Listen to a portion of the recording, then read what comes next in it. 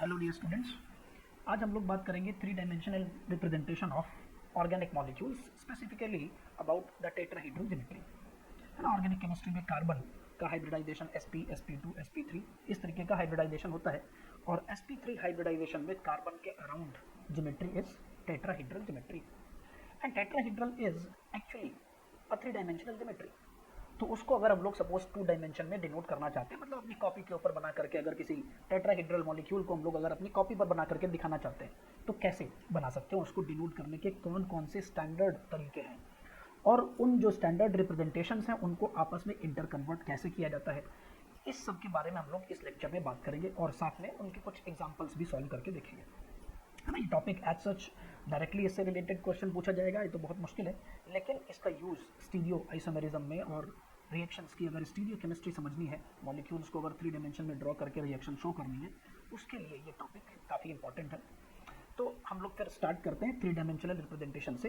तो देखिए, tetrahedral geometry को अगर हम लोगों को थ्री डायमेंशन में डिनोट करना है, शो करना है, उसके लिए मेनली चार तरीके हैं। सबसे पहला तरीका थ्री डायमेंशनल रिप्रेजेंटेशन का, that is called as flying wedge representation और wedge dash representation of the molecule. First जो मेथड है इसको हम लोग क्या बुलाते हैं, फ्लाइंग वेज रिप्रेजेंटेशन या वेज डैश रिप्रेजेंटेशन। तो पहले हम लोग स्टार्ट करेंगे फ्लाइंग वेज और वेज डैश रिप्रेजेंटेशन।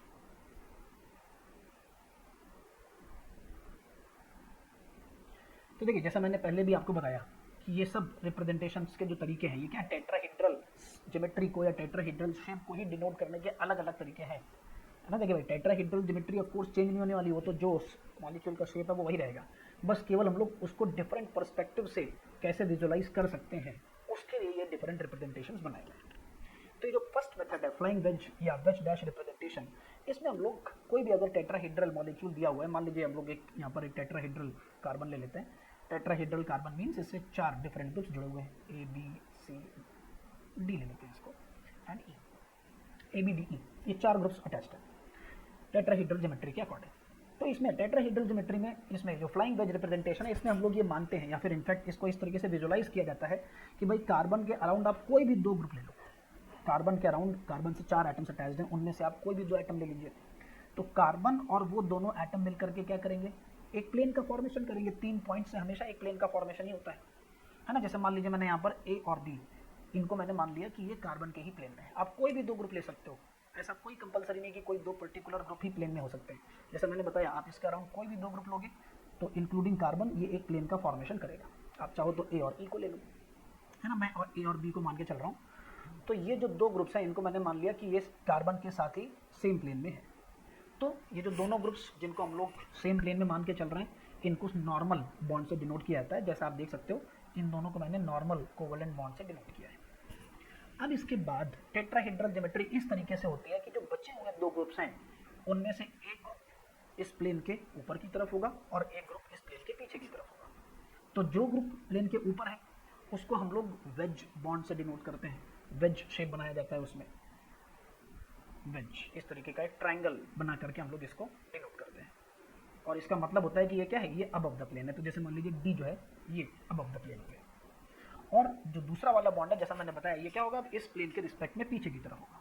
तो जो पीछे वाला ग्रुप है या एटम है या बॉन्ड है, उसको हम लोग डैश बॉन्ड से डिनोट करते हैं। इस तरीके के डैश बॉन्ड से इसको डिनोट किया जाता है। तो ई जो है ये प्लेन के पीछे आ गया, है ना। जैसा मैं क्या बताया मैंने कि यहाँ पर डी मतलब जो वेज बॉन्ड बना हुआ है that is above the plane.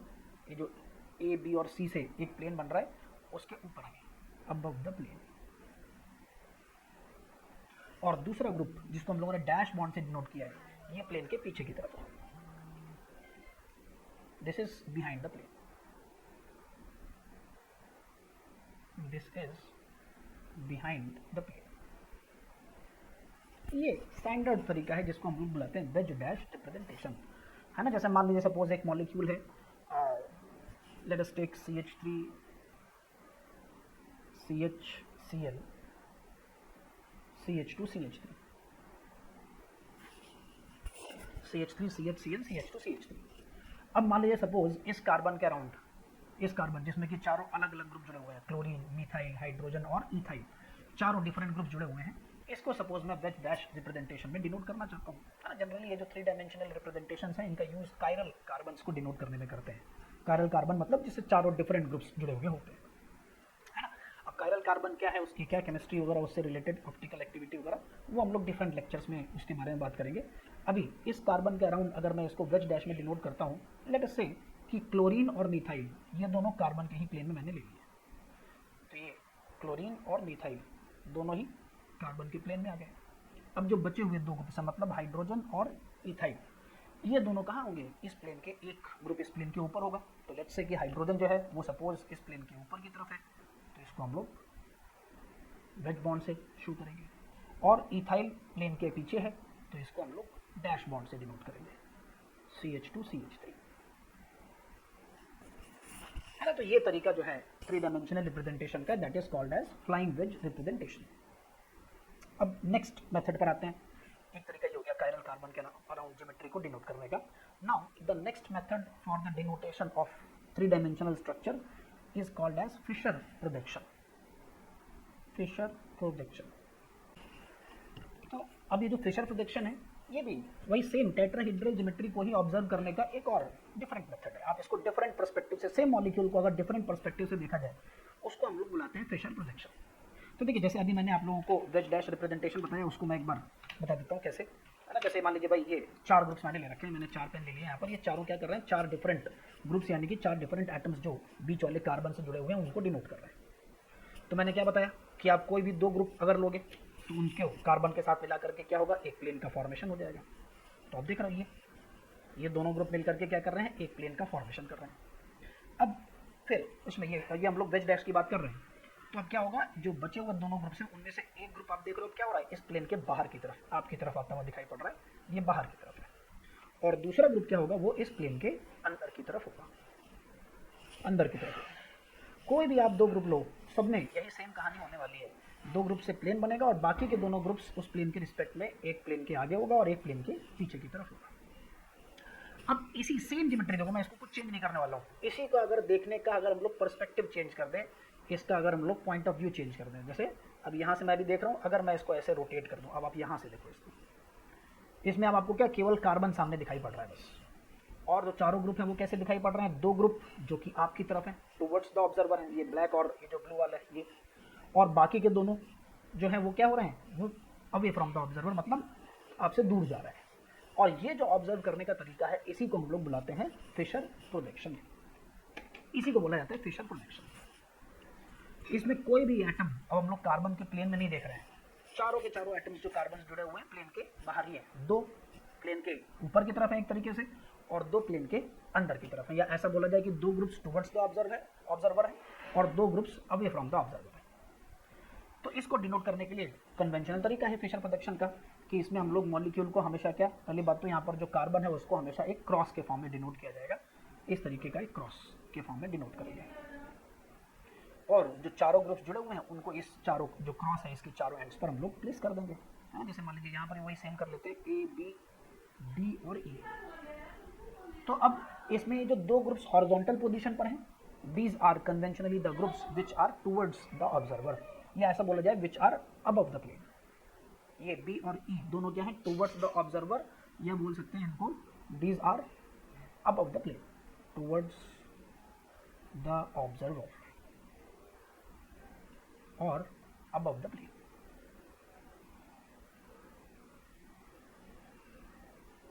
दोनों जो हॉरिजॉन्टल पोजीशंस हैं दोनों का मीनिंग सेम है, ये दोनों का मतलब वही है। और जो 2 ग्रुप्स प्लेन के मतलब सॉरी जो वर्टिकल पोजीशन पर हैं, वो दोनों के दोनों किसको डिनोट कर रहे हैं, वो दोनों डिनोट कर रहे हैं उन ग्रुप्स को जो कि अवे फ्रॉम द ऑब्जर्वर है या फिर इनसाइड द प्लेन है। ये दोनों के दोनों inside the plane, inside the plane, या फिर हम लोग बोल सकते हैं away from the observer, away from the observer. इसको बोलते हैं फिशर प्रोजेक्शन, है ना। खास तौर से बायोमॉलिक्यूल्स, फिशर प्रोजेक्शन का यूज मोस्टली बायोमॉलिक्यूल्स के रिप्रेजेंटेशन के लिए, खास तौर से जब हम लोगों को capital D capital L configuration biomolecules का डिसाइड करना होता है, उसके लिए हम लोग फिशर प्रोजेक्शन का यूज़ करते हैं। ठीक है, तो वो तो DL कॉन्फ़िगरेशन वगैरह क्या है वो सब आगे की चीज़ें हैं। लेकिन अगर मान लीजिए जैसे ये मैंने आपको फिशर प्रोजेक्शन बताया है, तो इसको अगर इनफैक्ट अगर हम लोग वेज डैश रिप्रेजेंटेशन के कन्वेंशन में डिनोट करना चाहें तो मैंने क्या बताया भाई, जो हॉरिजॉन्टल पोजीशंस हैं वो प्लेन के ऊपर है, तो एक तरीके से हम लोग इनको क्या वेज बॉन्ड से डिनोट कर सकते हैं। Horizontal positions above the plane है, तो इसको मैंने वेज बॉन्ड से डिनोट कर दिया। और जो वर्टिकल पोजीशंस हैं वो बिहाइंड द प्लेन है, तो उनको क्या करेंगे हम लोग डैश बॉन्ड से डिनोट कर देंगे, है ना। तो मतलब फिशर को मैं एक तरीके से आपको वेज डैश रिप्रेजेंटेशन के कन्वेंशन में दिखाने की कोशिश कर रहा हूँ। एसेंशियली मीनिंग इसका यही है, क्रॉस के फॉर्म में होगा हमेशा फिशर प्रोटेक्शन, कार्बन के अराउंड क्रॉस बना करके डिनोट करेंगे उसको, और जो वर्टिकल ग्रुप्स हैं उनका मतलब वो प्लेन के अंदर हैं, और जो हॉरिजॉन्टल पोजीशंस हैं these are out of the plane या अबव द प्लेन। ठीक है, अब जैसे मान लीजिए ये इंटर कन्वर्जन मान लीजिए हम लोगों को करना है वेज डैश रिप्रेजेंटेशन को फिशर में, या फिशर को अगर हम लोग वेज डैश में कन्वर्ट करना चाहते हैं तो ये काम किस तरीके से करेंगे ना। ये जो इंटर कन्वर्जन वाला काम है ये काफ़ी इंपॉर्टेंट है, कई बार एग्जाम में हम लोगों को यूज़ करना पड़ता है। ठीक है, तो अगर मान लीजिए इन दोनों को आपस में इंटर कन्वर्ट करना है, how do we interconvert wedge dash and Fischer projection, interconversion of wedge dash and Fischer projection. तो इसका देखिए सीधा सा तरीका क्या है, पहले अगर मान लीजिए हम लोगों को सपोज फ्लाइंग वेज दे रखा है, वेज डैश दे रखा है, और उसको हम लोग फिशर में कन्वर्ट करना चाह रहे हैं। लेट अस से ये ग्रुप है A B, then we have D and E, and I want to convert it into Fischer projection. तो देखिए सीधा सा तरीका क्या है, सबसे पहले फ्लाइंग वेज में जो प्लेन के पीछे बना हुआ ग्रुप है ना, प्लेन के पीछे वाला जो ग्रुप है, जैसे इस केस में ई जो है वो प्लेन के पीछे है, तो इसको क्या करेंगे फिशर प्रोजेक्शन में हम लोग वर्टिकली लोएस्ट पोजीशन पर डाल देंगे, वर्टिकली लोएस्ट पोजीशन पर डाल देंगे। और बाकी बचे हुए तीनों ग्रुप्स आप कहीं पर भी रखो, अब कोई फर्क नहीं पड़ता, बाकी बचे हुए तीनों ग्रुप्स को आप कहीं पर भी रख दो। The only condition is their circular order must be maintained. Circular order, circular order से अपना क्या मतलब है कि भाई जैसे यहाँ पर ए बी और डी ये तीनों एंटी क्लॉकवाइज डायरेक्शन में आ रहे हैं ना, ए बी और डी एंटी क्लॉकवाइज डायरेक्शन में है, या बोला जाए कि भाई ए डी बी ये क्लॉकवाइज डायरेक्शन है, तो ये जो क्लॉकवाइज या एंटी क्लॉकवाइज ऑर्डर है ये फिशर प्रोजेक्शन वाले रिप्रेजेंटेशन में भी मेंटेन रहना चाहिए, है ना। जैसे मान लीजिए फॉर एग्जांपल मैंने ए को, आप कहीं पर भी, मैंने क्या बोला, आप कहीं पर भी किसी ग्रुप को रखो फर्क नहीं पड़ने वाला, मैंने ए को यहाँ पर डाल दिया। अब क्या हम लोग क्लॉकवाइज डायरेक्शन में चल रहे हैं, तो अब क्लॉकवाइज डायरेक्शन में फिर ए के बाद कौन आता है, इसमें डी आ रहा है, तो यहाँ पर भी डी आएगा, और डी के बाद कौन आ रहा है, डी आ रहा है, मतलब इस रिप्रेजेंटेशन में भी यही ऑर्डर ए डी बी रहेगा। Circular order must be maintain, आप ए को बी को डी को कहाँ रख रहे हो कोई फर्क नहीं पड़ता है ना। जैसे मान लीजिए सेम मॉलिक्यूल सेम रिप्रेजेंटेशन अगर मैं कर दूँ, यहाँ पर मैंने सपोज ले लिया बी को यहाँ रख दिया, वर्टिकल पोजीशन पर बी को रख दिया। अब हम लोग जा रहे हैं क्लॉकवाइज, तो क्लॉकवाइज डायरेक्शन में बी के बाद कौन है, डी है, सॉरी क्लॉकवाइज डायरेक्शन में बी के बाद ए है, तो इसलिए क्लॉकवाइज में बी के बाद ए आ जाएगा, और ए के बाद क्लॉकवाइज डायरेक्शन में कौन है, डी है, तो इसलिए ए के बाद डी आ जाएगा, यहाँ पर ये डी आ जाएगा।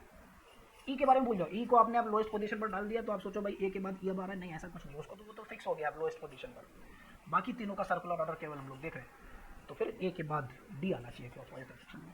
ये दोनों आइडेंटिकल रिप्रेजेंटेशन है, कोई डिफरेंस नहीं है दोनों में, है ना। तो अगर फ्लाइंग वेज को फिशर में कन्वर्ट करना हो तो सीधा सा तरीका है, जो प्लेन के पीछे वाला ग्रुप है उसको वर्टिकली लोएस्ट पोजीशन पर डालिए, और उसके बाद जो बाकी बचे हुए तीनों के तीनों ग्रुप्स हैं उनका सर्कुलर ऑर्डर मेंटेन होना चाहिए, आप कहीं पर भी रखो, बस केवल उनका सर्कुलर ऑर्डर सेम रहना चाहिए, जो फ्लाइंग वेज में था वही सेम सर्कुलर ऑर्डर फिशर में भी रहना चाहिए। और अब अगर उल्टा मान लीजिए आपको इंटर कन्वर्जन करना है, मतलब फ्लाइंग वेज दे रखा है और उसको आप फिशर में कन्वर्ट करना चाहते हो, तो मेरे ख्याल से अब आप लोगों को समझ में आ गया होगा, ये कोई इतना मुश्किल काम तो नहीं है, ये तो आप आसानी से कर सकते हो। मान लीजिए यहाँ पर हम लोगों को दे दिया जाए ए बी डी एंड ई, ठीक है, इसको मैं कन्वर्ट करना चाहता हूँ फ्लाइंग वेज में, तो भाई सेम उल्टा जस्ट काम करेंगे, ए जो वर्टिकली लोएस्ट पोजीशन है उसको क्या करेंगे, कार्बन के अराउंड हम लोग कहाँ डाल देंगे, प्लेन के पीछे वाली पोजीशन पर डाल देंगे, तो यहाँ पर ए प्लेन के पीछे आ गया, और बाकी तीनों ग्रुप्स आप कहीं पर भी डालो, है ना, ये मैंने एक बना रखा है यहाँ पर, बाकी तीनों को आप कैसे भी डालो, क्या कंडीशन है, सिर्फ सर्कुलर ऑर्डर मेंटेन होना चाहिए, है ना, ये जो गोल गोल बैठे हुए हैं ये नहीं चेंज हो सकता है। तो ए के बाद अब ये तो वर्टिकल पोजीशन पर, ये सॉरी प्लेन के पीछे आ गया है, अब बचे यहाँ पर ये बी डी ई किस ऑर्डर में है, ये B D E clockwise order में। अब आप बी डी ई को कैसे भी क्लॉकवाइज में डाल दो, कौन प्लेन के ऊपर जा रहा है कौन प्लेन में जा रहा है कोई फर्क नहीं पड़ने वाला। यहाँ पर मैंने सपोज बी को रखा, तो बी के बाद क्लॉकवाइज ऑर्डर में डी आना चाहिए, और डी के बाद क्लॉकवाइज ऑर्डर में ई आना चाहिए। दोनों आइडेंटिकल मॉलिक्यूल्स हैं, सिर्फ उनका रिप्रेजेंटेशन अलग अलग है, कोई फर्क नहीं पड़ने वाला कि आपने कैसे कहाँ पर किसको रखा है, बस केवल दो ही चीज़ें आपको याद रखनी है, जो लोएस्ट पोजीशन पर है उसको प्लेन के पीछे डाल देंगे, और बाकी बचे हुए तीनों ग्रुप्स का सर्कुलर ऑर्डर मेंटेन होना चाहिए। ठीक है, चलिए चल एक और एग्जांपल, एक अब हम लोग प्रॉपर मॉलिक्यूल बना करके देख लेते हैं। मान लीजिए ये हम लोग को एक कायरल कार्बन दिया हुआ है CH3 COOH, then we have Cl hydrogen, और इसको मैं फ्लाइंग वेज में डिनोट करना चाहता हूँ। तो अब क्या करेंगे भाई, ये बीच वाला कार्बन आ गया अपना, पहले बना लो इसको, आप फ्लाइंग वेज बना लो, ये बना लिया मैंने। अब जो वर्टिकली लोएस्ट पोजीशन है उसको हम लोग कहाँ डालेंगे, प्लेन के पीछे डाल देंगे, ये आ गया Cl। और उसके बाद फिर बाकी बचे हुए तीनों ग्रुप्स को हम लोग as it is circular order maintain रखते हुए यहाँ पर रिप्लेस, मतलब यहाँ पर प्लेस कर देंगे। तो मान लीजिए मैंने हाइड्रोजन को यहाँ पर रखा, अब क्लॉकवाइज डायरेक्शन में चल रहे हैं, क्लॉकवाइज डायरेक्शन में हाइड्रोजन के बाद कौन है, मिथाइल है, यहाँ मिथाइल आ जाएगा, और मिथाइल के बाद क्लॉकवाइज ऑर्डर में COOH है, यहाँ COOH आ जाएगा। ये दोनों आइडेंटिकल मॉलिक्यूल्स हैं, कोई डिफरेंस नहीं दोनों में। तो इस तरीके से आप फ्लाइंग वेज को फिशर में और फिशर को फ्लाइंग वेज में इंटर कन्वर्ट कर सकते हो। ठीक है, तो अब ये दो मेथड हम लोगों ने देखे जिनमें कि हम लोग एक पर्टिकुलर कार्बन के अराउंड 3 डायमेंशनल टेट्राहेड्रल ज्योमेट्री को डिनोट कर रहे हैं। अब आगे जो दो मेथड हम लोग और देख रहे हैं, ये कार्बन कार्बन बॉन्ड के अराउंड, एक बॉन्ड है कार्बन कार्बन, उसके अराउंड अगर हम लोगों को दोनों के अराउंड जो टेट्राहेड्रल ज्योमेट्री है उसको अगर डिनोट करना है, उसके लिए बाकी के दोनों मेथड्स का यूज होता है। And the next method is, it is called as sawhorse representation. मतलब जैसे मान लीजिए भाई अपने पास एक मॉलिक्यूल है जिसमें कि एक कार्बन कार्बन बॉन्ड है, एक कार्बन से 3 ग्रुप जुड़े हुए हैं A B D, और दूसरे कार्बन से 3 ग्रुप जुड़े हुए हैं P Q एंड R। और अब मैं इस कार्बन कार्बन बॉन्ड के अराउंड इन 6 के 6 ग्रुप्स का 3 डायमेंशनल अरेंजमेंट शो करना चाहता हूँ कि 3 डायमेंशन में टेट्राहेड्रल ज्योमेट्री में ये 6 एटम्स या ग्रुप्स किस तरीके से अरेंज है।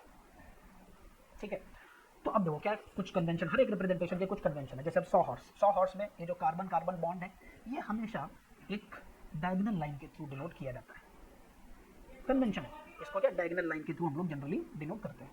तो ये मैंने एक डायगोनल लाइन बना ली, ये बेसिकली अब क्या हो गया, कार्बन कार्बन बॉन्ड हो गया। अब इसके बाद फिर ये क्या, जैसे मान लीजिए नंबरिंग भी कर देते हैं, इनफैक्ट C1 और C2, this is C1 and this is C2। अब जो बचे हुए दोनों कार्बन में 3 ग्रुप जुड़े हुए हैं, तो 3 में से एक ग्रुप, दोनों कार्बन का जो एक ग्रुप है वो क्या होगा, सेम प्लेन में होगा, मतलब एक तरीके से क्या वो वर्टिकल पोजीशन पर डिनोट किया जाता है कन्वेंशनली इन सॉ-हॉर्स रिप्रेजेंटेशन। अब दोनों कार्बन का जो एक ग्रुप है उसको हम लोग कहाँ शो करेंगे, वर्टिकल पोजीशन पर शो करेंगे, है ना। जैसे मान लीजिए भाई इस ग्रुप में, मतलब इस कार्बन का ये जो D एटम है ये वर्टिकल पोजीशन पर आ गया, और दूसरे कार्बन का जो P एटम है वो वर्टिकल पोजीशन पर आ गया। देखो भाई मैंने यहाँ पर ऐसे वर्टिकल अपोजिट डायरेक्शन में बनाया है, ऐसा कोई कंपलसरी नहीं है, ऐसा कोई कंपलसरी नहीं है दोनों अपोजिट डायरेक्शन में ही होंगे। आप चाहो तो इसको ऐसे बना लो, ये D आ जाएगा और यहाँ पर P आ जाएगा, वर्टिकल पोजीशन पर लेकिन होना चाहिए। वर्टिकल का देखो यहाँ पर सिग्निफिकेंस मतलब क्या है कि ये D C1 C2 और P, ये सब के सब चारों के चारों जो एटम्स हैं वो क्या है, सेम प्लेन में। मेन मीनिंग इसका ये है कि D C1 C2 और P ये सारे के सारे क्या हैं, सेम प्लेन में। फिर वो चाहे आप अपोजिट डायरेक्शन में रखो या फिर सेम डायरेक्शन वर्टिकल रखो, उससे कोई फर्क नहीं पड़ेगा। अब एक बार आपने ये वर्टिकल बना दिया, इसके बाद फिर सीधा सा तरीका है कि भाई जो बचे हुए 2 ग्रुप्स हैं उनको क्या करना है, वाई शेप में अरेंज करना है। देखो मतलब वही फ्लाइंग वेज वाला ही एक तरीके से कन्वेंशन आ गया कि मतलब इस कार्बन के अराउंड D और ये जो C2 है इसको मैंने सेम प्लेन में ले लिया। अब जो दोनों बचे हुए ग्रुप्स हैं उनमें से एक प्लेन के बाहर होगा और प्लेन के अंदर होगा, मतलब एक तरीके से देखो ये फ्लाइंग वेज जैसा ही रिप्रेजेंटेशन है कि भाई मैंने C1 के अराउंड ये D और C2 इन दोनों को क्या कर लिया है, सेम प्लेन में मान लिया है। अब जो बचे हुए दोनों ग्रुप्स हैं वो क्या होंगे, एक प्लेन के अंदर होगा, दूसरा प्लेन के बाहर होगा, और इस तरीके से अगर होगा मतलब क्या होगा, यहाँ पर एक वाई शेप का फॉर्मेशन होगा, इस तरीके से एक वाई शेप का फॉर्मेशन होगा। तो मतलब जैसे यहाँ पर अब एक P जो है वो सपोज प्लेन के अंदर आ गया और A प्लेन के बाहर आ गया, सेम बिल्कुल यहाँ पर भी होना है। अब इसमें भी जो बचे हुए दोनों ग्रुप्स हैं उनमें से एक प्लेन के अंदर की तरफ होगा और दूसरा प्लेन के बाहर की तरफ होगा। तो अब यहाँ पर जैसे मान लीजिए R जो है वो प्लेन के अंदर चला गया और Q प्लेन के बाहर आ गया, है ना। तो सॉ-हॉर्स में जो कार्बन कार्बन बॉन्ड है उसको डायगोनली शो करेंगे, और उसके बाद फिर दोनों कार्बन का एक ही ग्रुप वर्टिकल पोजीशन पर होना चाहिए, मतलब सेम प्लेन पे होना चाहिए। वर्टिकली सेम डायरेक्शन में भी हो सकता है, अपोजिट भी हो सकता है। और जो बचे हुए दोनों ग्रुप्स हैं वो दोनों क्या करेंगे, वाई शेप का फॉर्मेशन करेंगे, है ना। पहले से जो ग्रुप लगा हुआ है प्लेन वाला वर्टिकल वाला, उसके साथ मिलकर के क्या करेंगे, वाई शेप का फॉर्मेशन करेंगे। यहाँ पर भी वही सेम काम होगा, बिल्कुल सेम तरीके से यहाँ पर भी बनेगा, एक प्लेन के अंदर ग्रुप होगा और एक प्लेन के बाहर होगा, राइट। इस तरीके से ये आ जाएगा आपका Q और ये R। तो ये जो रिप्रेजेंटेशन है 3 डायमेंशनल कार्बन कार्बन बॉन्ड के अराउंड जो रिप्रेजेंटेशन होता है इसको बोला जाता है सॉ-हॉर्स रिप्रेजेंटेशन। इनफैक्ट इसमें आप पहले वाले केस में आप देख रहे हो कि सारे के सारे बॉन्ड्स क्या हैं, एक दूसरे के अपोजिट डायरेक्शन में हैं, सभी बॉन्ड्स एक दूसरे से मैक्सिमम पॉसिबल डिस्टेंस पर हैं। तो इनफैक्ट इसको हम लोग स्टैगर्ड कॉन्फर्मेशन के नाम से बताते हैं। थोड़ा सा इसका यूज़ करना होगा अभी, क्योंकि मुझे इंटर कन्वर्जन भी बताना है, तो इसलिए आप थोड़ा सा ये एक चीज़ समझ लीजिए कि भाई कार्बन कार्बन बॉन्ड में जब हम लोग देख रहे हैं, तो अगर मान लीजिए सभी के सभी बॉन्ड्स एक दूसरे को ओवरलैप करते हैं, जैसा कि सेकंड वाले केस में हो रहा है, डी पी को ओवरलैप कर रहा है, बी जो है वो क्यू को ओवरलैप कर रहा है, और ए जो है वो आर को ओवरलैप कर रहा है। तो ये जो सिचुएशन है जिसमें सभी बॉन्ड्स एक दूसरे को ओवरलैप करते हैं, that is called as eclipsed form और एक्लिप्स्ड कॉन्फर्मेशन। और दूसरा जिसमें कि सभी बॉन्ड्स एक दूसरे से कोई भी एक दूसरे को ओवरलैप नहीं कर रहा है, इनफैक्ट सभी बॉन्ड्स एक दूसरे से मैक्सिमम डिस्टेंस पर है, तो इस फॉर्म को बोला जाता है स्टैगर्ड कॉन्फर्मेशन या staggered form of the molecule. अब सॉहर्स बनाने का तरीका यही है ना। चलिए इनफैक्ट अब मैं एक रियल मॉलिक्यूल लेता हूँ और उसमें इंटर कन्वर्जन हम लोग देखेंगे कि अगर मान लीजिए हम लोगों को सॉहर्स और फिशर को आपस में इंटर कन्वर्ट करना हो, सॉहर्स एंड फिशर इंटर कन्वर्जन, एक सॉहर्स मॉलिक्यूल जो मतलब एक मॉलिक्यूल जो कि सॉहर्स रिप्रेजेंटेशन बनाया गया है, उसको मैं फिशर में कन्वर्ट करना चाहता हूँ। CH3 CH3, then we have Cl and hydrogen, और इस पे भी वही से Cl एंड हाइड्रोजन, ठीक है। और इसको मैं अब क्या फिशर में कन्वर्ट करना चाहता हूँ। तो देखिए भाई सीधा सा एक चीज़ बिल्कुल आप क्लियर समझिए पहले तो, जो सबसे इंपॉर्टेंट कंसेप्ट है दैट इज कि भाई फिशर प्रोडक्शन जो है वो हमेशा एक्लिप्स्ड फॉर्म में होता है। Fischer production is in eclipsed form, मतलब वहाँ पर क्या सारे बॉन्ड्स एक दूसरे को ओवरलैप करते हैं, और इसीलिए मैंने बोला कि ये सिंपलर केस है, इसमें मैंने मॉलिक्यूल को ऑलरेडी क्या कर रखा है, एक्लिप्स्ड फॉर्म में ही ले रखा है, ठीक है। तो अब क्या करेंगे हम लोग, इसको अगर फिशर में कन्वर्ट करना है, भाई दो कार्बन है यहाँ पर, मतलब दो क्रॉस बनेंगे, इस तरीके से ये दो क्रॉसेस यहाँ पर बनेंगे। तो सबसे पहले आप क्या करो, ये जो दोनों वर्टिकल वाले ग्रुप्स हैं इनको क्या करना है, वर्टिकल पोजीशन पर डाल दो। जैसे यहाँ पर दोनों CH3 हैं, दोनों CH3 को क्या करेंगे, वर्टिकल पोजीशन पर डाल देंगे, CH3 CH3, ठीक है ना। आप ऐसे इमेजिन करके चलो कि आप यहाँ से देख रहे हो मॉलिक्यूल को, ये हम लोगों का पॉइंट ऑफ ऑब्जर्वेशन है ना। तो सबसे पहले क्या करना है, जो वर्टिकल वाले ग्रुप हैं उनको वर्टिकल पोजीशन पर डाल देना है। अब जो बचे हुए दोनों ग्रुप्स हैं वो आपको जिस तरफ दिखाई पड़ रहे हैं उस तरफ आप उनको डालते चले जाओ, है ना। मतलब जैसे मैं अगर मान लीजिए सपोज यहाँ से देख रहा हूँ, तो क्लोरीन कहाँ पर है, लेफ्ट हैंड साइड में, क्लोरीन को लेफ्ट में डालेंगे, हाइड्रोजन राइट हैंड साइड में है, इसको राइट साइड में डालेंगे। सेम काम यहाँ पर भी, क्लोरीन लेफ्ट में है, लेफ्ट में डालेंगे, हाइड्रोजन राइट में है तो इसको राइट में डाल देंगे। दोनों आइडेंटिकल मॉलिक्यूल्स हैं, एक सॉहर्स में है, दूसरा फिशर में है। फिशर प्रोडक्शन एक्लिप्स्ड कॉन्फर्मेशन में होता है, ये बहुत इंपॉर्टेंट बात है, इसको आप ध्यान रखिए। क्यों इंपॉर्टेंट है, अब एक और एग्जांपल्स मैं आपको समझाता हूँ जिससे आपको समझ आ जाएगा। अब मान लीजिए यही सेम मॉलिक्यूल को अगर सपोज मैं स्टैगर्ड एक्लिप्स के बजाय कहाँ डाल दूँ, स्टैगर्ड में, और इनफैक्ट मैं ग्रुप्स की पोजीशन भी थोड़ी चेंज करने वाला हूँ। यहाँ Cl आ गया, फिर ये आपका हाइड्रोजन है, दिस इज फ्लोरीन, सिमिलरली यहाँ पर अब this is CH3 and this is hydrogen. इसको अब मैं फिशर में कन्वर्ट करना चाहता हूँ, है ना। इसको आप डायरेक्टली कन्वर्ट करना मुश्किल काम है क्योंकि फिशर हमेशा एक्लिप्स में होता है। तो इसका मतलब क्या हुआ कि सबसे पहला काम अपना क्या है, इस मॉलिक्यूल में कार्बन कार्बन बॉन्ड को रोटेट करके हम लोगों को इसको क्या करना पड़ेगा, एक्लिप्स्ड फॉर्म में लाना पड़ेगा। मतलब सारे बॉन्ड्स एक दूसरे को ओवरलैप करने लग जाएं, इस तरीके की सिचुएशन में लाना पड़ेगा। डायरेक्ट कन्वर्जन भी होता है, वो मैं आपको पहले बताऊँ, पहले आप कंसेप्चुअल तरीका समझ लो कि फिशर हमेशा एक्लिप्स में होता है। मतलब आप जब सॉहर्स एक्लिप्स में होगा तभी उसको आप कन्वर्ट कर सकते हो फिशर में, प्रॉपरली अगर बात की जाए तो सबसे पहले मैं क्या करूँगा, इसका रोटेट कर दूंगा। मान लीजिए इस कार्बन को, ये वाला जो कार्बन है सेकंड वाला C1 C2, इसको अगर मैं 180 डिग्री से रोटेट कर दूँ, है ना, तो single carbon carbon single bond के अराउंड रोटेशन करने में कोई प्रॉब्लम नहीं होती है। और रोटेशन ध्यान रखो, रोटेशन से कभी भी कॉन्फिगरेशन चेंज नहीं होता, मतलब मॉलिक्यूल एज इट इज रहता है रोटेशन करने से। तो सेकंड कार्बन को रोटेट करना मतलब भाई फर्स्ट वाला कार्बन तो एज इट इज रहने वाला है, तो इसको तो पहले ऐसे ही बना लेते हैं, हाइड्रोजन क्लोरीन। थोड़ा तो ये सब क्या है, जो खास तौर से जो स्टीरियो आइसोमेरिज्म है, ये पूरा थोड़ा सा विजुअलाइजेशन का भी यूज है यहाँ पर। अब इसको 180 डिग्री से रोटेट कर रहा है तो क्या होगा, हर एक ग्रुप अपनी अपोजिट डायरेक्शन में चला जाएगा। मींस क्लोरीन प्लेन के ऊपर था, ये अब कहाँ जाएगा, प्लेन के नीचे, मतलब सॉरी वर्टिकली अपवर्ड था, ये वर्टिकली डाउनवर्ड्स आ गया। हाइड्रोजन जो प्लेन के नीचे था, अब आप सोच करके देखो, जब आप 180 डिग्री रोटेट करोगे तो हाइड्रोजन जो प्लेन के पीछे था वो कहाँ जाएगा, प्लेन के ऊपर आ जाएगा। और CH3 जो प्लेन के ऊपर था वो कहाँ पहुँच जाएगा, प्लेन के पीछे आ जाएगा। ये इसका एक्लिप्स्ड फॉर्म बनेगा। रोटेशन करने में आप ध्यान रखो, प्लेन चेंज होगा, 180 डिग्री से आप रोटेट कर रहे हो तो जो प्लेन के पीछे था वो ऊपर चला जाएगा, जो ऊपर था वो नीचे आ जाएगा। अब आगे का काम वही सेम है यार, है ना, बना दो इसको। जो वर्टिकल वाले ग्रुप्स हैं उनको वर्टिकल पोजीशन पर डाल देंगे, CH3 Cl, और बाकी के जो दोनों ग्रुप्स हैं वो जिधर दिखाई पड़ रहे हैं उधर आप डालते, जो हाइड्रोजन लेफ्ट है लेफ्ट रहेगा, क्लोरीन राइट है राइट आ जाएगा। सिमिलरली C2 में CH3 प्लेन की सॉरी लेफ्ट साइड में है और हाइड्रोजन राइट साइड में है। ये इसका फिशर प्रोडक्शन बनेगा। सॉहर्स को फिशर में कन्वर्ट करने का सीधा सा तरीका,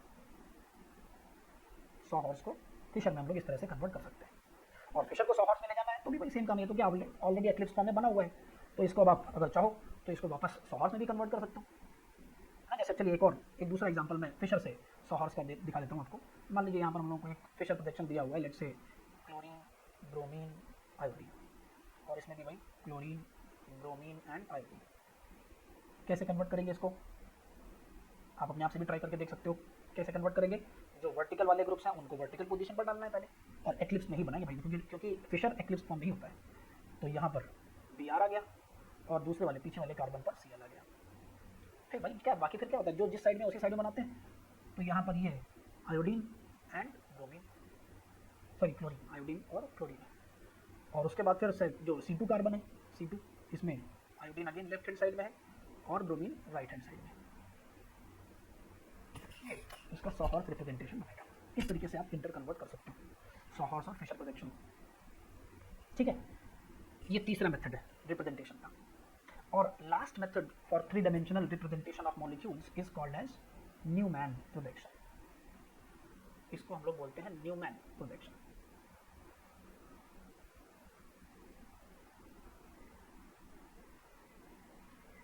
ये मेथड भी मैंने क्या बताया था भाई, दोनों मेथड कार्बन कार्बन बॉन्ड के अराउंड रिप्रेजेंटेशन करने के लिए ही होते हैं। तो न्यूमैन प्रोजेक्शन, इसमें भी हम लोग कार्बन कार्बन बॉन्ड के अराउंड ही रिप्रेजेंटेशन करने वाले हैं, थोड़ा सा डिफरेंट तरीके से। और इनफैक्ट मैं इसको थोड़ा सॉहर्स से ही समझाने की कोशिश करूंगा। तो पहले मैं एक काम करता हूँ, सॉहर्स रिप्रेजेंटेशन में एक मॉलिक्यूल ड्रॉ कर लेता हूँ और फिर देखेंगे कि वो न्यूमैन में कैसा दिखता है। तो जैसे मान लीजिए ये है ए, पी मान लेते हैं इसको। फिर उसके बाद फिर यहाँ पर आ गया बी एंड डी। सिमिलरली यहाँ पर आ जाएगा क्यू एंड आर। तो जैसा मैंने देखो समझाया था भाई कि ये कार्बन कार्बन बॉन्ड के अराउंड अगर हम लोग रिप्रेजेंटेशन कर रहे हैं तब ऐसा दिखाई पड़ता है। अब इसी कार्बन कार्बन बॉन्ड को इनफैक्ट अगर हम लोग बॉन्ड की ही डायरेक्शन से अगर ऑब्जर्व कर रहे हैं, मतलब बिल्कुल एकदम ऐसा जैसे ये कार्बन कार्बन बॉन्ड है, तो अभी आप ऐसे मान के चलो, अभी तो हम लोग क्या इसको किनारे से देख रहे थे तो हम लोगों को सभी ग्रुप्स क्लियरली दिखाई पड़ रहे थे, ऐसे देख रहे थे। अब लेकिन इसी कार्बन कार्बन बॉन्ड को एकदम सामने से अगर मैं देखूँ, एकदम ये सामने पॉइंट ऑफ ऑब्जर्वेशन है, तो क्या है, देखो आगे वाला कार्बन तो दिखाई पड़ेगा, उसके तो तीनों ग्रुप्स कार्बन से जुड़े हुए दिखाई पड़ेंगे। लेकिन जो रियर कार्बन है, जो मेरे रिस्पेक्ट में जो पीछे वाला कार्बन है, उस पर ये कार्बन तो मुझे दिखने वाला नहीं है, क्योंकि मैं बिल्कुल सामने से देख रहा हूँ इसको। सिर्फ और सिर्फ इसके जो ग्रुप्स बाहर निकल रहे हैं वो हमको दिखाई पड़ सकते हैं। और वही न्यूमैन प्रोजेक्शन का तरीका है ना। इसको मैं इधर से, ये मेरा पॉइंट ऑफ ऑब्जर्वेशन है, this is point of observation. मेरी ड्राइंग बहुत खराब है तो इसलिए आप समझ जाओ अपने।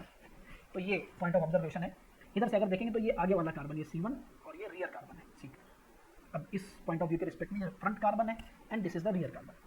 तो मैंने क्या बोला, फ्रंट कार्बन तो हम लोगों को कार्बन भी दिखेगा, उसके तीनों ग्रुप्स भी दिखाई पड़ेंगे। तो इसलिए क्या न्यूमैन प्रोजेक्शन में हम लोग क्या करते हैं, फ्रंट कार्बन को एक डॉट से डिनोट करते हैं, डॉट से। और रियर कार्बन मैंने बोला दिखाई नहीं पड़ेगा, रियर कार्बन नहीं दिखने वाला। हाँ, रियर कार्बन से जुड़े हुए जो ग्रुप्स हैं वो दिखाई पड़ेंगे, लेकिन रियर कार्बन नहीं दिखेगा। मतलब रियर कार्बन के जो ग्रुप्स हैं वो एक तरीके से क्या होगा, एक इमेजिनरी सर्कल से निकलते हुए दिखाई पड़ेंगे, क्योंकि कार्बन तो दिख नहीं रहा है, केवल तीनों ग्रुप्स कहीं से निकलते हुए दिखाई पड़ रहे हैं।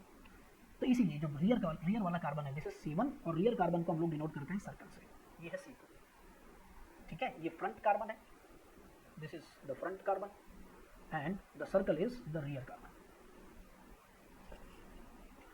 अब जो बने हुए ग्रुप्स हैं, है ना, मतलब फ्रंट ग्रुप से, फ्रंट कार्बन से जो बने हुए ग्रुप्स हैं वो मतलब सेंटर से निकलते हुए दिखाई पड़ेंगे, इनको सेंटर से डिनोट करेंगे। तो ये हो जाएगा आपका ABD, है ना। ये मैंने सॉहर्स, अभी मैं एक्जैक्टली इसका कन्वर्जन नहीं कर रहा हूँ, कन्वर्जन करना मैं भी बताऊंगा, है ना। ये तो मैंने सिर्फ डायग्राम सिर्फ और सिर्फ ये बताने के लिए किया है कि अगर हम लोग इसको बिल्कुल बॉन्ड की डायरेक्शन से देखते हैं तो उस केस में फ्रंट कार्बन तो दिखाई पड़ेगा, इसीलिए उसको सेंटर को जो है हम लोग सेंटर यानी पॉइंट से डिनोट कर रहे हैं।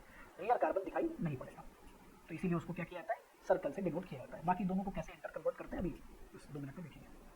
तो फ्रंट कार्बन के तीनों ग्रुप्स सेंटर से जुड़े रहेंगे, और रियर कार्बन के जो तीनों ग्रुप्स हैं वो कहाँ से जुड़े होंगे, ये सर्कल से जुड़े रहेंगे। ये रियर कार्बन के तीनों ग्रुप्स हैं PQR।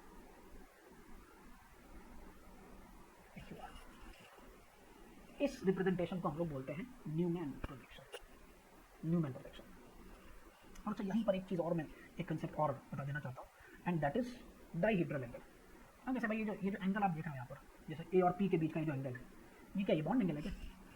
बॉन्ड एंगल नहीं है, ये कंफ्यूजन बिल्कुल नहीं होना चाहिए। बॉन्ड एंगल नहीं है, बॉन्ड एंगल तो भाई किसके बीच में होता है, सेम एटम से जो 2 ग्रुप जुड़े होते हैं उनके बीच का जो एंगल होता है उसको बोलते हैं बॉन्ड एंगल। ये दोनों A जो है वो अलग कार्बन से जुड़ा है और P अलग कार्बन से जुड़ा हुआ है, तो इनके बीच के एंगल को डाइहेड्रल एंगल नहीं बोलेंगे, इनके बीच के एंगल को क्या बोलते हैं, सॉरी, इनके बीच के एंगल को हम लोग बॉन्ड एंगल नहीं बोल सकते, इनके बीच के एंगल को बोला जाता है dihedral angle. This is the dihedral angle, dihedral angle. Theta D. चलो और इसको अगर फिजिकली विजुअलाइज करना है ना, तो अब देखो जैसे यहाँ पर हम लोग ये फिजिकली विजुअलाइज करने के लिए 100 हॉर्स का थोड़ा सा हम लोग सहारा ले लेते हैं कि अब क्या है, देखो जैसे मान लीजिए यहाँ पर ये जो दो एंगल है, ये एक्चुअल में बॉन्ड के बीच का एंगल ही नहीं है, ये प्लेन के बीच का एंगल है। फॉर एग्जाम्पल इस रिप्रेजेंटेशन में AC1 और C2, मैंने पहले ही बताया भाई कि 3 पॉइंट से एक प्लेन तो बनता ही बनता है। तो क्या होगा यहाँ पर, अगर हम लोग C1 का A एटम या A ग्रुप ले लें तो AC1 और C2 इनसे एक प्लेन का फॉर्मेशन होगा, कुछ इस तरीके का प्लेन बनेगा। ये यहाँ पर हम लोग ऐसे बना सकते हैं इसको, इनफैक्ट A और P सेम प्लेन में है तो ये एक ही प्लेन बन जाएगा। और दूसरे एटम का मैंने सपोज Q ले लिया, या आप R लो, जो मर्जी हो, है ना, R ले लो या Q ले लो। तो क्या होगा, अब यहाँ पर C1, C2 और Q इन तीनों को मिला करके भी एक प्लेन का फॉर्मेशन होगा। कैसा प्लेन बनेगा, ये कलर चेंज कर लेते हैं। C1, C2 और Q इनको मिला करके भी एक प्लेन बनेगा, कुछ इस तरह का प्लेन बनेगा। ये प्लेन बन जाएगा C1, C2 और Q को लेकर। तो आप देखो दो डिफरेंट प्लेन बन रहे हैं, एक A C1 और C2 से बना है एक प्लेन, और दूसरा प्लेन बना है C1, C2 और Q से। और इन दोनों के बीच का ये जो एंगल है, that is what we are calling as dihedral angle. इसी को हम लोग डाइहेड्रल एंगल का नाम दे रहे हैं। डाइहेड्रल एंगल मतलब भाई एक C1, C2 बॉन्ड है। अब आपने C1 का एक एटम ले लिया, उससे एक प्लेन बनाया C1, C2 और उस एटम को लेकर, फिर C2 का भी एक एटम लिया, उससे एक प्लेन बना दिया, और इन दोनों के बीच का जो एंगल है उसी को हम लोग क्या बुलाएंगे, डाइहेड्रल एंगल। अब एक चीज़ और रहती है कि अगर मान लीजिए हम लोगों को न्यूमैन और सॉहॉर्स को अगर इंटर कन्वर्ट करना है, न्यूमैन दे रखा है, सॉहॉर्स बनाना है, सॉहॉर्स दे रखा है, न्यूमैन बनाना है, तो कैसे बनाएंगे। जैसे मान लीजिए अगर हम लोगों को न्यूमैन, ये जो हम लोगों ने न्यूमैन अभी भी बनाया है, अब मैं कन्वर्जन करके दिखा रहा हूँ, ये दोनों आइडेंटिकल नहीं थे, है ना, लेकिन अब मैं ये सपोज न्यूमैन बना है और इसको मैं सॉहॉर्स में कन्वर्ट करना चाहता हूँ। कैसे कन्वर्ट करेंगे, सॉहॉर्स में भाई C1, C2, ये तो एक डायगोनल बॉन्ड से हम लोग शो करते ही हैं, तो ये हो गया आपका C1, C2। अब इसके बाद इनफैक्ट बहुत सिंपल है, मतलब जो जैसा दिखाई पड़ रहा है, जैसे फ्रंट कार्बन है, फ्रंट कार्बन पर A ऊपर की तरफ है तो इसको A ऊपर की तरफ बना देंगे, B लेफ्ट हैंड साइड में है तो B को लेफ्ट हैंड साइड में बनाएंगे, और D राइट हैंड साइड में है, D को राइट हैंड साइड में बना देंगे। सेम काम रियल कार्बन में जो जैसा दिखाई पड़ रहा है, मतलब न्यूमैन और सॉहॉर्स का इंटर कन्वर्जन एकदम सिंपलेस्ट है, जो जैसा दिखाई पड़े बिल्कुल वैसा बना दो। सिमिलरली अब रियल कार्बन में गए तो रियल कार्बन में क्या है, Q नीचे की तरफ बनाए, इधर Q नीचे की तरफ बना दिया, लेफ्ट हैंड साइड में R है, राइट हैंड साइड में P है। ये इसका सॉहॉर्स के प्रेजेंटेशन हो जाएगा। तो न्यूमैन को सॉहॉर्स में, सॉहॉर्स को न्यूमैन में कन्वर्ट करना एकदम सिंपल है, जैसा बना हुआ है मॉलिक्यूल एग्जैक्टली वैसा ही हम लोगों को डिनोट कर लेना है बस। सॉहॉर्स से न्यूमैन में जाना हो या न्यूमैन से सॉहॉर्स में जाना हो, है ना, यहाँ पर ऐसा कोई कंपल्शन नहीं है कि पहले एक्लिप्स में लाना पड़ेगा तभी इंटर कन्वर्जन किया जाता है, कुछ नहीं, वो सिर्फ फिशर और सॉहॉर्स में होता है, वहाँ पर एक्लिप्स में लाना पड़ता है। इनफैक्ट वो अभी मैं बता देता हूँ, अगर स्टैगर्ड में भी दिया हुआ है तो भी हम लोग कन्वर्ट कर लेंगे, उसका थोड़ा सा बस केवल एक तरीका डिफरेंट है और कोई फर्क नहीं पड़ता, है ना। लेकिन ये सीधा सा तरीका है कि आप यहाँ पर क्या करोगे, जो जैसा दिखाई पड़ रहा है, फ्रंट कार्बन लिया, उसके तीनों ग्रुप्स जैसे बने हुए हैं वैसे बना दो, रियर कार्बन ले लो, उसके तीनों ग्रुप्स जैसे बने हुए हैं बिल्कुल एज इट इज वैसे ही आप ड्रॉ कर दो। That will be the sawhorse representation. ठीक है। अगर न्यूमैन को सपोज डायरेक्टली मुझे, वैसे तो क्या न्यूमैन को सॉहॉर्स में कन्वर्ट कर सकते हैं, सॉहॉर्स को फिर फिशर में ले जा सकते हैं, थोड़ा लंबा काम है लेकिन, है ना। लेकिन अगर मान लीजिए मैं न्यूमैन को डायरेक्टली सॉहॉर्स में कन्वर्ट करना चाहता हूँ, सॉरी न्यूमैन को डायरेक्टली फिशर में कन्वर्ट करना चाहता हूँ, तो फिर कैसे करेंगे, न्यूमैन को डायरेक्टली फिशर में कन्वर्ट करना है मुझे, कैसे कन्वर्ट करेंगे।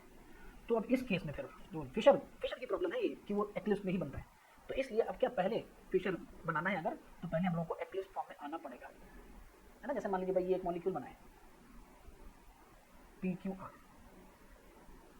और ये रियर कार्बन है जिस पे जुड़े हुए हैं ABC, इसको मैं फिशर में कन्वर्ट करना चाहता हूँ, पहले इसको एक्लिप्स फॉर्म में ले आएंगे। एक्लिप्स फॉर्म, फ्रंट कार्बन को मैंने एज इट इज रखा, PQR एज इट इज बिल्कुल वैसा ही रखेंगे, और रियर कार्बन को मैं कहाँ ले आऊँगा, रियर कार्बन को इस तरीके से घुमाऊंगा 60 डिग्री से। मान लीजिए जो पीछे वाला कार्बन है इसको अगर हम लोग 60 डिग्री से रोटेट कर दें क्लॉकवाइज डायरेक्शन में, तो क्या होगा, C जो है वो P के पास आ जाएगा, C P के पास आ जाएगा, B जो है वो R के पास आ जाएगा, B R के पास आ जाएगा, और A Q के पास पहुँच जाएगा, A Q के पास आ गया, एक्लिप्स फॉर्म में आ गया हम लोग। ठीक है। अब आप बनाओ यार, एक्लिप्स फॉर्म से फिशर बनाना कोई मुश्किल काम नहीं है। अब इसमें बस केवल एक बात ध्यान रखनी कि भाई फ्रंट कार्बन का जो ग्रुप लगा हुआ है, अब हम लोग को क्या करना क्या है भाई, फ्रंट कार्बन के जो दोनों वर्टिकल ग्रुप्स हैं इनको हम लोग वर्टिकल पोजीशन पर रखेंगे। फ्रंट कार्बन का जो P है वो ऊपर रहेगा, और रियर कार्बन का जो ग्रुप है वो अपोजिट वर्टिकल डायरेक्शन में जाएगा, मतलब P ऊपर आ गया और C कहाँ आ गया, नीचे की तरफ आ गया।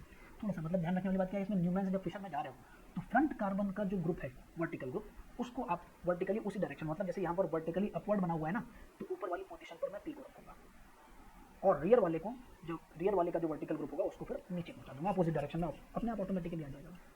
बाकी दोनों ग्रुप जैसे बने हैं वैसे बना दो। लेफ्ट हैंड साइड में Q है, राइट हैंड साइड में R है। सिमिलरली यहाँ पर लेफ्ट हैंड साइड में A है, राइट हैंड साइड में B है। ये इसका फिशर प्रोजेक्शन बनेगा।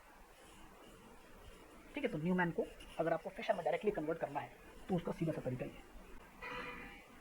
है ना। तो ये बच्चों 3 डायमेंशनल रिप्रेजेंटेशंस हैं टेट्राहेड्रल ज्योमेट्री के, कार्बन कार्बन बॉन्ड के अराउंड, सिंगल कार्बन के अराउंड, कायरल कार्बन खासतौर से, और उनको आपस में इंटर कन्वर्ट करना, कैसे इंटर कन्वर्ट किया जा सकता है, इससे रिलेटेड कुछ रूल्स मैंने आपको बताए। ठीक है, तो इसको आप पढ़िए, इससे रिलेटेड कुछ एग्जांपल्स भी मैं सॉल्व करके आपको नेक्स्ट लेक्चर में बताऊंगा। छोटा सा लेक्चर एक आएगा जिसमें कुछ एग्जांपल्स मैं सॉल्व करके इनसे रिलेटेड, और इनफैक्ट जो प्रीवियस एक मैंने लेक्चर सीरीज रखी थी टॉटोमेरिज्म, इन दोनों से रिलेटेड क्वेश्चंस में एक और लेक्चर वीडियो बनाऊंगा, उसमें मैं दोनों के क्वेश्चंस को सॉल्व करके आप लोगों को दिखाऊंगा। बाकी आप ऐसे ही वीडियो देखते रहिए, चैनल को सब्सक्राइब जरूर कर लीजिए ताकि कभी भी अगर नया वीडियो आता है तो आप लोगों को उसका नोटिफिकेशन आ जाएगा। Thank you so much for watching the video, keep watching and keep subscribing.